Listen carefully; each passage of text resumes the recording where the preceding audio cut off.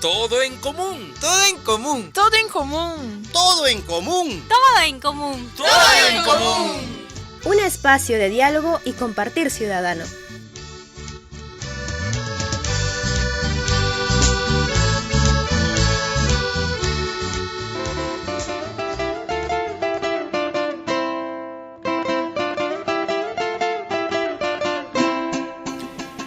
¿Qué tal amigos y amigas que nos escuchan acá en su programa Todo en Común? El día de hoy tenemos la presencia de Jessica Guamán Vilca. Ella es fundadora y presidenta de Nutrieducate Perú. Entonces, me basta decir que ella es nutricionista, obviamente, y bueno, con todo un trabajo de aporte a lo que es los hábitos de vida saludable. Bienvenida Jessica, un gusto que estés con nosotros. Muchas gracias por la invitación. Bien, Nutrieducate, una experiencia de hecho muy importante para ustedes. Cuéntanos, Nutrieducate, ¿cómo nace? ¿Cuál es la función, la vocación? ¿De dónde viene esa iniciativa de que se constituyan como Nutrieducate? Nutrieducate es una organización juvenil que nació de inicio como una página en Facebook cuando yo salí de la universidad, con ese afán de educar a la población en alimentación y nutrición. Al pasar el tiempo me fui dando cuenta que esta página podía tener una connotación a nivel físico, a nivel local, y ahí es en donde empecé a gestar proyectos de nutrición y educación alimentaria. Pero cuando tuve una experiencia en Piura con niños y con una organización sin fines de lucro, y con el proyecto Nutrieducate en ese momento, me fui dando cuenta que había mucha más población con la necesidad de recibir educación alimentaria.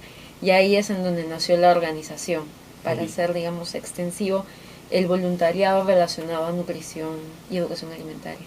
Y cuéntanos, ¿cómo está la situación nutricional de la población en el Perú? Sí, en el Perú actualmente el 14,4% de niños menores de 5 años tiene desnutrición crónica.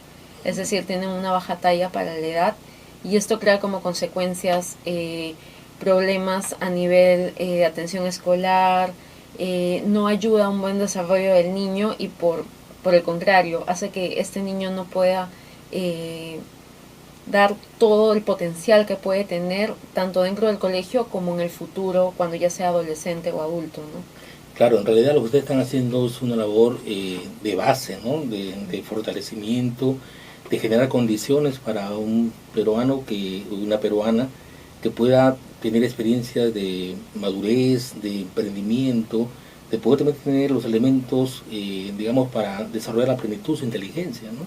Sí, porque este 14,4% de niños se traduce en 400.000 niños y niñas menores de 5 años con desnutrición crónica. Es grande la cantidad que existe, claro que sí, de desnutrición crónica en el Perú. Y esto, comparándolo con la cantidad de anemia que existe y con la cantidad de problemas que vienen como consecuencia de estas enfermedades, también podemos ver que es un problema de salud pública, ¿no? Claro que sí. Y frente a esta realidad, Nutrieducate, ¿qué tiene, como propuesta? Sí, nosotros primero capacitamos a través de una escuela de empoderamiento a jóvenes en estos temas, en que ellos puedan identificar cuáles son los factores relevantes para que se pueda desencadenar la desnutrición, la malnutrición y problemas relacionados con nutrición.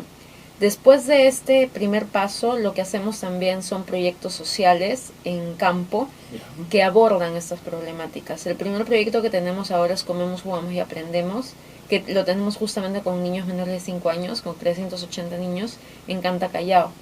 Y acá ponemos en práctica la educación alimentaria a niños y a padres y madres de familia. Entonces, de esa forma tratamos de atacar la desnutrición con educación alimentaria con este proyecto, y el próximo año se vienen más proyectos relacionados, ¿no? Sí, me parece interesante un poco esto de la escuela, ¿no? Es una escuela, leí en los documentos de ustedes, es una escuela de empoderamiento, ¿no? Sí. Donde tocan temas fundamentales, ¿no? Como la participación, el coaching, tocan temas que tienen que ver también con cómo hacer incidencia incluso, ¿no? Sí. ¿Y quiénes son aquellos jóvenes que participan en esta escuela o en general en todos los proyectos de ustedes? Sí, hacemos una convocatoria para que 30 jóvenes puedan ingresar a la escuela.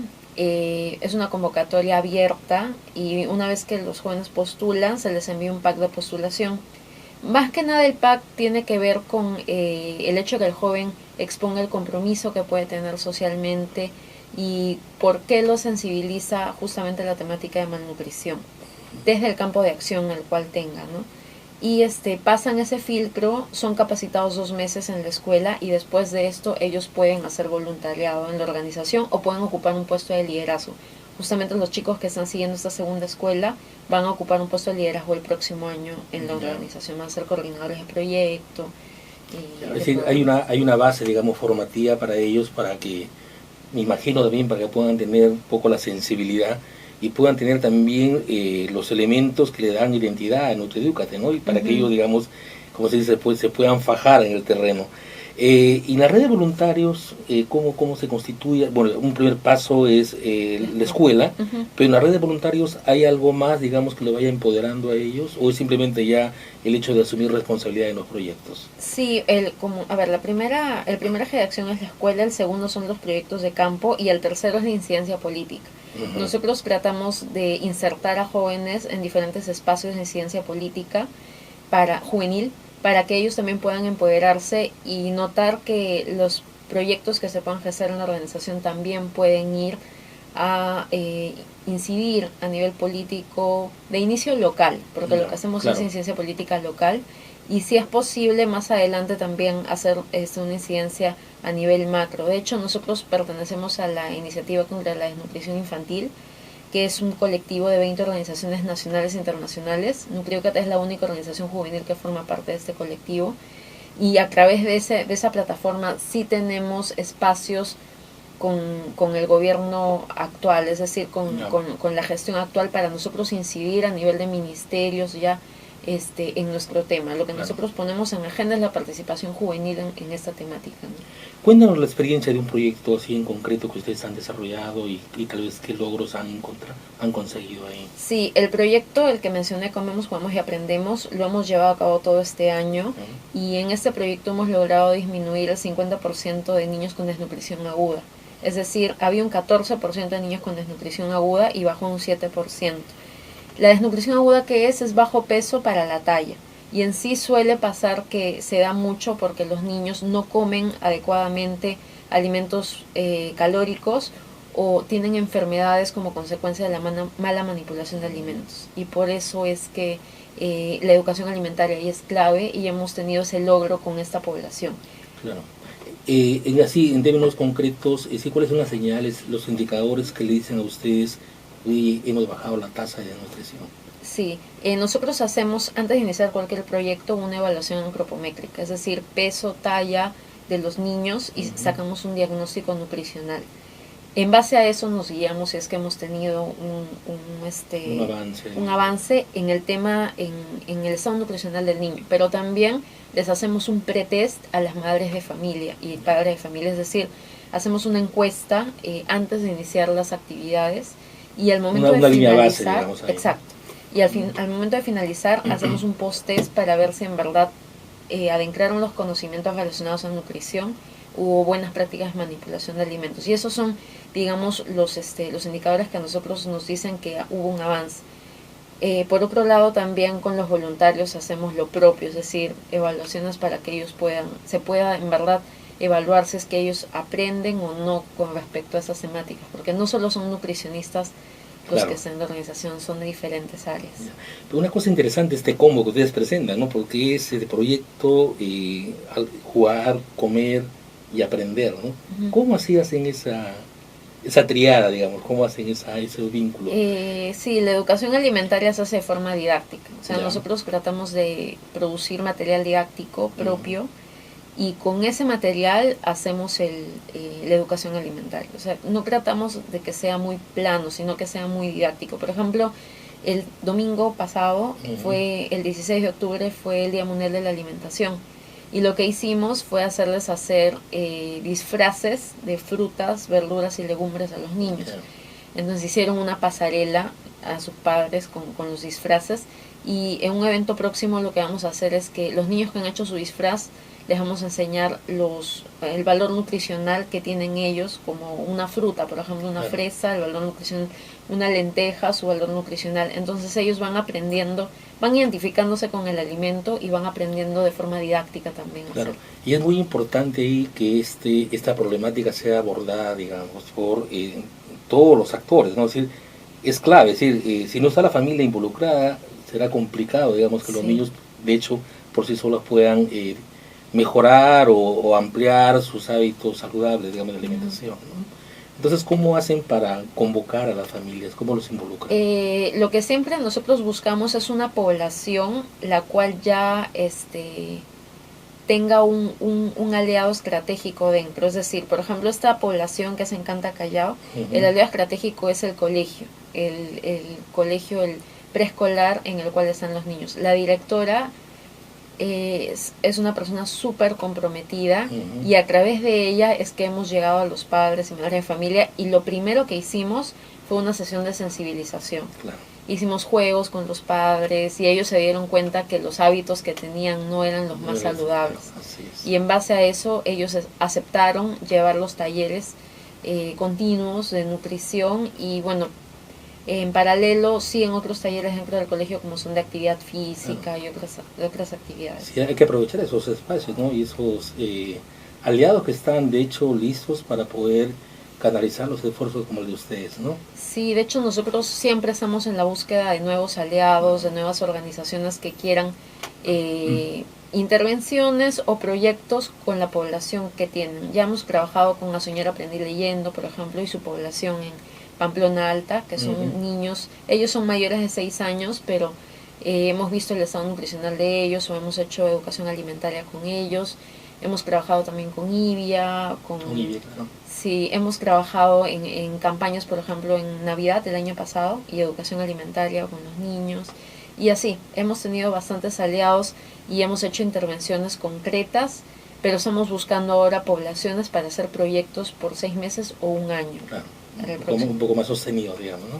Decirles que estamos conversando con Jessica Guamán Vilca. Ella es fundadora y presidenta de Nutriedúcate Perú, y también, de hecho, ella es nutricionista. Jessica, una cosa que me llama la atención es que podría parecer como una especie de gran reto. ¿Cómo generar una buena alimentación en poblaciones tan vulnerables y en poblaciones de pobreza?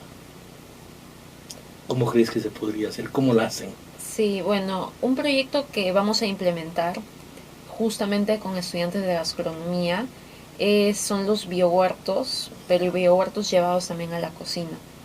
De esa forma hacemos sostenible el hecho de que no necesiten adquirir alimentos, sino que ellos mismos los pueden producir, la población misma, y de esa forma también se puede ayudar a que tengan una mejor alimentación la población. O sea, lo que queremos también implantar son hábitos sostenibles. Claro. Y que la población también entienda que llevar una alimentación nutritiva no necesariamente puede ser cara, sino puede ser una alimentación un poco más económica, pero tienen que saber elegir los alimentos.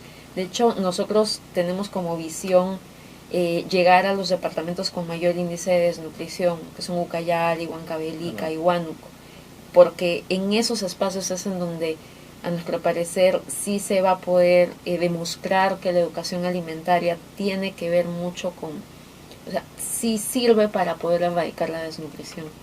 De acuerdo, bien que focalicen, digamos, una zona donde puedan realmente validar aquello que ustedes tienen como saberes, como conocimientos. Y ¿cómo así ustedes, eligen un menú básico, digamos, que sería recomendable para una población infantil que tiene muchas carencias? Sí, bueno, lo que siempre recomendamos en las poblaciones vulnerables son un alimento proteico de alto valor biológico, que puede ser alguna víscera, la sangrecita o el hígado. También recomendamos mucho el pescado, que son, por ejemplo, el jurel y el bonito, que no son pescados que son caros, y son accesibles y pueden ser consumidos, y son los que más omega 3 o más nutrientes tienen, entonces es mucho mejor. Y también recomendamos siempre las legumbres, las menestras. Entonces es algo que siempre consideramos que debe estar en un menú. Que a veces reemplazan a las carnes también, ¿no? Nos dicen, Sí, ¿no? porque se puede reemplazar, si hay un cereal y una menestра, puede reemplazar a las carnes. También tratamos de enseñarles a las madres que no es necesario que haya carne en sí, sino puede ser reemplazado esta por una clara de huevo, o por las vísceras, o por un pedazo de pescado. Y puede ser también nutritivo, es también nutritivo, porque la mayoría de madres de familia piensan que si no hay pollo, no hay carne. O no hay comida. Exacto, entonces hay otras opciones, y lo que también tratamos de incentivar es el consumo de verduras, porque los niños suele pasar que no tienen tanto acercamiento a los vegetales, entonces tratamos de combinar estas comidas con las verduras, pero que sean bien lavadas y manipuladas, porque ese es otro punto también. Claro, sí, focal. influye, ¿no? Ujú. Entonces, volteando la pregunta, ¿qué hábitos se tendrían que erradicar? Ese es un punto que nosotros justo tomamos en cuenta en la primera sesión, el consumo de gaseosas. Algo que nosotros siempre tratamos de transmitir es que el dinero que se invierte en las gaseosas se puede invertir en una alimentación mucho más nutritiva para toda la familia. ¿Qué sería la alternativa, por ejemplo, ahí? Podría ser agua hervida, Ujú. o también jugos de fruta, pero frutas que sean cítricos, porque los cítricos también ayudan a absorber los nutrientes de las menestras. Ujú. Entonces ahí hay un reemplazo y se invierte mejor el dinero, y ese dinero que puede sobrar pues se puede utilizar para comprar otro tipo de alimentos. Otra cosa que también tratamos de difundir mucho es el no consumo de alimentos ultraprocesados o alimentos o de comida fast food. Por ejemplo. Bueno, hamburguesas o pollo broster, porque hay Ya. muchas madres que piensan que eso puede reemplazar una cena.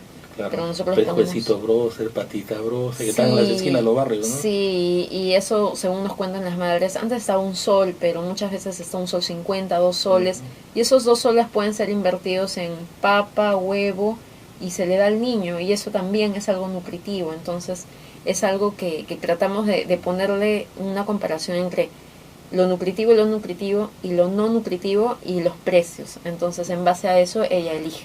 Claro. Pero es, como tú lo planteas, entiendo que es todo un trabajo también a nivel cultural, ¿no? Sí, sí. Porque ahí, claro, tú sabes, los hábitos son costumbres, son ya cosas arraigadas que de hecho requieren de un proceso grande, la parte más de sensibilización y de cambio de percepciones sobre qué es comer bien, ¿no? Qué es alimentarse en realidad, Ujú. nutrirse, ¿no? Sí, sí, de hecho es todo un reto poder llevar un mensaje diferente al que generalmente las industrias le llevan, o algunos líderes de opinión que pueden mencionar algo y no necesariamente es lo adecuado, ¿no? Como son los medios de comunicación que pueden manipular de cierta manera la educación alimentaria que pueden tener las familias, pero lo que tratamos es de reflejar lo que les decimos en el estado nutricional de sus niños. O sea, si ellos ven que en verdad sus niños han mejorado, no solo en el estado nutricional, sino también en la atención al colegio, o en cómo es que se sienten los niños, de esa forma ellos se sienten más sensibilizados también. Sí. Yo imagino la gente pensará, digamos, de manera inmediatista, que el nutrirse bien pues es comer así en mistura, ¿no? Y no sé, dime tú, ¿están en lo cierto o no? Bueno, para nutrirse, nutrir es diferente a alimentarse. Claro, ya. Entonces, Ayúdanos a aclarar eso. sí, algo que siempre tratamos de también transmitir es el tema de nutrición, es decir, que se consuman alimentos que en verdad puedan aportar al cuerpo nutrición y que puedan ayudarlo a que de forma exponencial desarrolle totalmente, tanto a nivel cognitivo como físico. Entonces, es algo diferente a solamente comer. Porque claro, yendo por ejemplo a espacios... Como mistura, un chancho al palo. Claro, eso puede llenar o incluso puede satisfacer el apetito de la persona, pero no necesariamente va a nutrir. Sobre todo en niños puede ser que le aporte proteínas, pero en adultos ya viene un tema ligado al tema de enfermedades crónicas no transmisibles. Y ese es otro punto súper interesante de poder tratar, de hecho, más adelante, porque si bien ahora nuestro punto focal son jóvenes y niños y niñas, sí nos estamos enfocando también a erradicar el sobrepeso y la obesidad de enfermedades crónicas no transmisibles en el futuro. Sí, yo escuché una frase que me parecía bien interesante, esta de decir, dime lo que comes y te diré quién eres. ¿Qué tan cierto es eso, Jessica? Sí, es que eso más que nada va enfocado al tema de cuáles son las enfermedades que vienen por el consumo excesivo de algunos productos. Justo los que mencioné, gaseosas o alimentos ultraprocesados, son los alimentos más nocivos para el cuerpo. Entonces, son los que de inicio se podrían quitar del menú, claro, y se podrían reemplazar por alimentos pues naturales. Muy bien. Bien, Jessica, ¿qué proyectos entonces de acá para adelante? Bueno, ahora el próximo año vamos a lanzar la tercera escuela de empoderamiento juvenil. Vamos a lanzar también una escuela de proyectos sociales enfocados en nuestra temática, y también vamos a lanzar nuestros programas a través de la página en Facebook, que es Nucreducate Perú, y ahí hacemos las convocatorias y para que más jóvenes, no solamente de Lima, sino nos queremos expandir, de provincias, puedan participar, y de universidades. Estamos buscando aliados dentro de universidades para que puedan participar dentro de nuestras actividades. Bien, seguramente van a tener éxito. El último consejito para los oyentes: cómo vivir, cómo nutrirse, cómo tener hábitos saludables. Bueno, existen diferentes hábitos saludables, pero hábitos de alimentación, centrándonos, podría ser quitar los alimentos que tienen exceso de azúcares simples, que son pues las gaseosas, los jugos artificiales, algunos postres también que tienen demasiadas calorías y azúcar. No comer tantas grasas trans, que son pues la comida, los snacks, los alimentos ultraprocesados, el fast food, y los chisitos. sí, eso. Tomar agua, en verdad es súper importante tomar agua y poder consumir mayor cantidad de frutas, sobre todo cítricos, porque los cítricos son los que nos dan más antioxidantes, y eso nos ayuda a prevenir enfermedades tan fuertes como son el cáncer, enfermedades degenerativas. Entonces es algo que también, por ejemplo, el camu camu, yo lo recomiendo a todos mis pacientes, personas, a todos, porque un camu camu tiene lo que tiene vitamina C, 10 naranjas. Entonces es un montón de vitamina C, y la vitamina C es antioxidante. Y pero que estamos en Lima ya llega por acá, ¿no? Sí, y es algo que yo siempre recomiendo. Y bueno, la actividad física, ¿no? La actividad física nexado con el tema de evitar el estrés.